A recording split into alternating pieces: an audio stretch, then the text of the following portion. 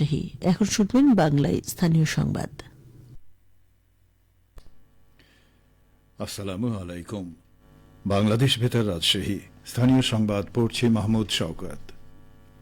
রাজশাহী বিশ্ববিদ্যালয় কেন্দ্রীয় ছাত্র সংসদ রাকসু নির্বাচন সুষ্ঠুভাবে সম্পন্ন করতে প্রার্থী ও ভোটারদের সাইবার বুলিং রোধে একটি কমিটি গঠন করা হয়েছে। গতকাল জনসংযোগ দপ্তরের প্রশাসক প্রফেসর মোহাম্মদ আক্তার হোসেন মজুমদার এই তথ্য জানান। তিনি আরও জানান, রাকসু নির্বাচন commission computer science and engineering বিভাগের প্রফেসর মোহাম্মদ একরামুল হামিদকে আহ্বায়ক করে 5 সদস্য বিশিষ্ট এই কমিটি গঠন করা হয়েছে। কমিটি প্রথম সভায় মিলিত হয়ে ইতোমধ্যে তার করণীয় ও কর্মপন্থা নিয়ে আলোচনা করেছে। সংশ্লিষ্ট সকলের জন্য প্রাসঙ্গিক তথ্য শীঘ্রই জানানো হবে। নওগাঁর পোরশায় উপজেলা মাসিক উন্নয়ন সমন্বয় ও আইন শৃঙ্খলা সভা অনুষ্ঠিত হয়েছে। আজ সকালে উপজেলা পরিষদ মিলনায়তনে সভায় সভাপতিত্ব করেন উপজেলা নির্বাহী অফিসার রাকিবুল ইসলাম। সভায় বিভিন্ন সরকারি দপ্তরের উন্নয়ন কার্যক্রম গতিশীল করতে দিক নির্দেশনা দেন কর্মকর্তাগণ। এছাড়া বক্তাগণ সীমান্ত অপরাধ, মাদক, সন্ত্রাস, নাশকতা, নারী ও শিশু নির্যাতন, চোরাচালান ও মানব পাচার প্রতিরোধের উপর গুরুত্ব আরোপ করেন। এ সময় উপজেলার বিভিন্ন দপ্তরের সরকারি কর্মকর্তাগণ উপস্থিত ছিলেন।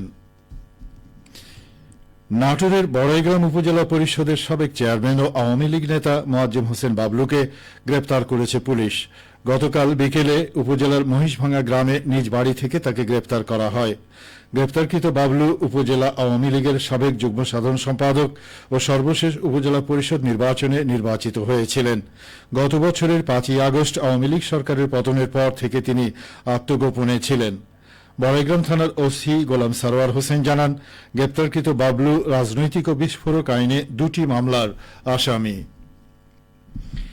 প্রতি বছর 7,500 মানুষ সাপের কামড়ে মারা যাচ্ছেন। এই মৃত্যু রোধ করতে সরকারি হাসপাতালগুলোতে সাপে কামড়ানো রোগীদের যথাযথ চিকিৎসা আছে। এই নিয়ে এখন শুনুন আমাদের নাটোর জেলা সংবাদদাতার একটি প্রতিবেদন। প্রতি বছর নাটোর সহ সারা দেশে 4 লাখ মানুষ সাপের কামড়ের শিকার হন। এদের মধ্যে মারা যাচ্ছেন 7,500। সাপের কামড় প্রতিরোধে সারা দেশে সেমিনার, কর্মশালা আয়োজন সহ সচেতনতামূলক কার্যক্রম পরিচালনা করে যাচ্ছেন বন্যপ্রাণী ও পরিবেশ বিশেষজ্ঞ মোহাম্মদ আবু সাইদ। তিনি বলেন, সাপের যে বাসস্থান আমরা ধ্বংস করে ফেলেছি। আগে যেখানে পুকুরের পাড় ছিল, নদীর পাড় ছিল, জঙ্গল ছিল, গাছবন ছিল, এগুলো সব আমরা নগরায়ণ করে ফেলছি। এগুলো কেটে আমরা ক্ষেত খামার করে ফেলছি, আমরা নগরায়ণ বিল্ডিং করে ফেলছি। শুধু তাদের তো থাকার জায়গা নাই। তাছাড়া আমাদের যে বিভিন্ন কীটনাশক ব্যবহার করছি, তার যে ন্যাচারাল খাবার গুলো আছে, ব্যাং ট্যাং, এইগুলো কমে গেছে।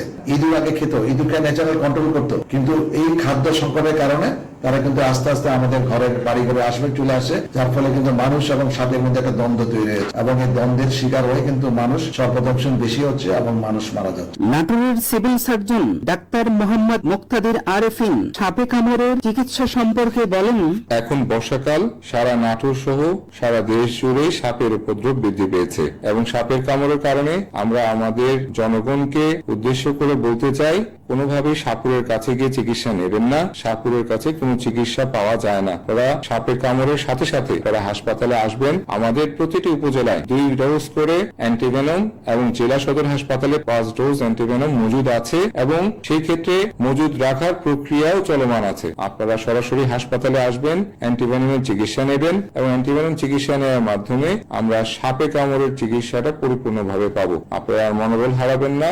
সাপে কামড়ের সাথে সাথে অবশ্যই হাসপাতালে যোগাযোগ করবেন। সাপে কামড় দিলে রোগীকে সাহস যোগাতে হবে, তাকে স্থির রাখতে হবে আর দ্রুত মেডিকেল কলেজ, জেলা অথবা উপজেলার সরকারি হাসপাতালে নিয়ে যেতে হবে। ফারাজি আহমদ রফিক, বাবন, নাটোর জেলা সংবাদদাতা, বাংলাদেশ বেতার, রাজশাহী। নওগাঁ জেলায় চলতি মৌসুমের আউশ ধান কাটা মাড়াই শুরু হয়েছে। বিঘা প্রতি 15 থেকে 16 মণ হারে ফলন পাচ্ছেন চাষিরা। জেলায় এবছর 65,000 হেক্টর জমিতে আউশ আবাদ হয়েছে। জেলা কৃষি সম্প্রসারণ অধিদপ্তর জানিয়েছে, সবচেয়ে বেশি আবাদ হয়েছে মান্দা উপজেলায়। এছাড়া রানীনগর, আত্রাই, মহাদেবপুর ও পত্নীতলা উপজেলায় আউশের আবাদ বৃদ্ধি পেয়েছে। আবহাওয়া ভালো থাকায় এবছর আউশের ফলন ভালো হয়েছে। এছাড়া হাটে ধানের বাজার দর ভালো থাকায় চাষিরা ফসল বিক্রি করে লাভবান হচ্ছেন। আউশ ধানের উৎপাদন বৃদ্ধির লক্ষ্যে চলতি মৌসুমে জেলার 11টি উপজেলায় মোট 40,000 প্রান্তিক চাষীকে 3,02,00,000 টাকা মূল্যের প্রণোদনা দেওয়া হয়েছে। প্রত্যেক নির্বাচিত চাষীকে 1 বিঘা জমির বিপরীতে 5 কেজি বীজ, 10 কেজি ডিএপি ও 10 কেজি এমওপি সার প্রদান করা হয়েছে। নওগাঁ জেলা কৃষি সম্প্রসারণ অধিদপ্তরের উপপরিচালক কৃষিবিদ আবুল কালাম আজাদ বলেন, সরকারি প্রণোদনার পাশাপাশি কৃষি বিভাগ থেকে চাষীদেরকে সহযোগিতা ও পরামর্শ দেওয়া হয়েছে। সবশেষে আবহাওয়া। আজ দুপুর 2টায় রাজশাহীতে তাপমাত্রা ছিল 29.5 ডিগ্রি সেলসিয়াস। এ সময় বাতাসে আপেক্ষিক আর্দ্রতার পরিমাণ ছিল 81%। রাজশাহী ও পার্শ্ববর্তী এলাকায় আজ সূর্যাস্ত সন্ধে 6:24। সংবাদ শেষ হল। আমাদের পরবর্তী সংবাদ বিকেল 4:05।